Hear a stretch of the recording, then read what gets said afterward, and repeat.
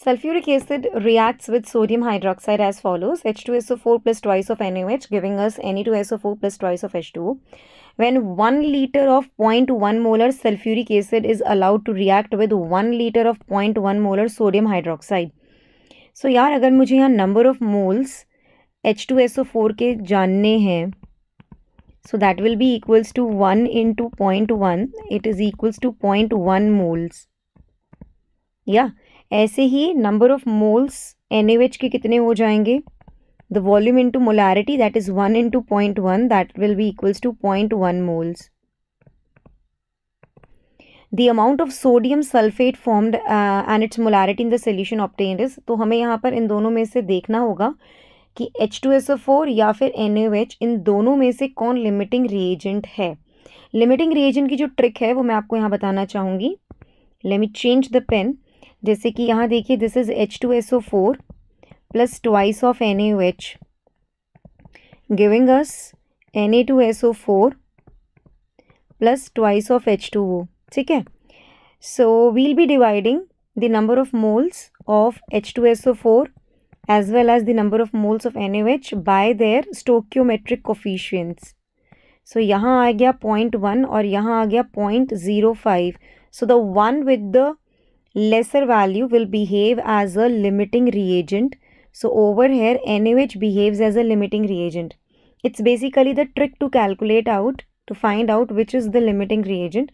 So we'll be dividing the number of moles. हम number of moles जो H2SO4 के और NaOH के हैं उनको हम divide कर देंगे by their stoichiometric coefficient.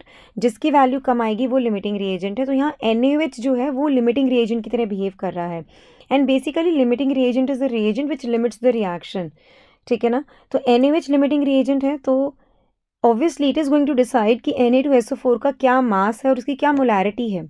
From the stoichiometric coefficient what we can say कि 2 moles of NaOH gives 1 mole of Na2SO4. Okay, 2 moles of NaOH, 2 moles of NaOH जो है वो हमें क्या दे रहा है? 1 mole ऑफ Na2SO4 दे रहा है from stoichiometric coefficient.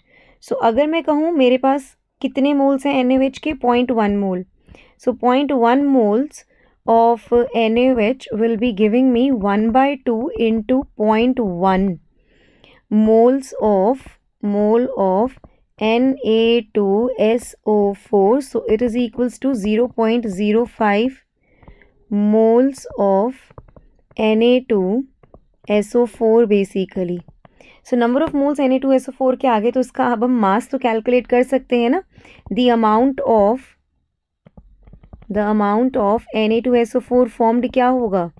It will be equals to the number of moles multiplied by the molar mass of Na2SO4. तो अगर मुझे मोलर मास Na2SO4 का कैलकुलेट करना है, so what it will be equals to 2 into 23 the molar mass of sodium plus 32 the molar mass of sulfur plus 4 into 16 the molar mass of oxygen basically. So just calculate this out. What will be the results that are going to come out over here? So यहाँ पर देखिए, it's 46 plus 32 okay plus 64 basically it's 142. So 0.05 into 142 कितना होगा? If I just talk about 0.05, that will be coming out to be 7.1 grams. So the amount of Na2SO4 formed is 7.1 gram. But beta we also want to talk about the molarity also ना. Molarity कितनी? Molarity नहीं, हमसे और क्या पूछा है? Molarity of Na2SO4 in the solution. Okay, so if I just talk about the molarity case, molarity is basically the number of moles of solute present in a litre of a solution.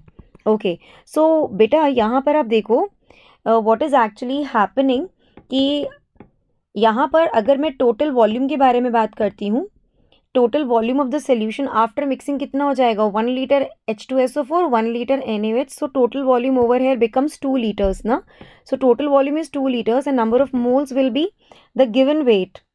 Number of moles of Na2SO4 के बारे में अगर मैं बात करती हूँ, moles of Na2SO4 कितने हैं पहले तो ये बताओ.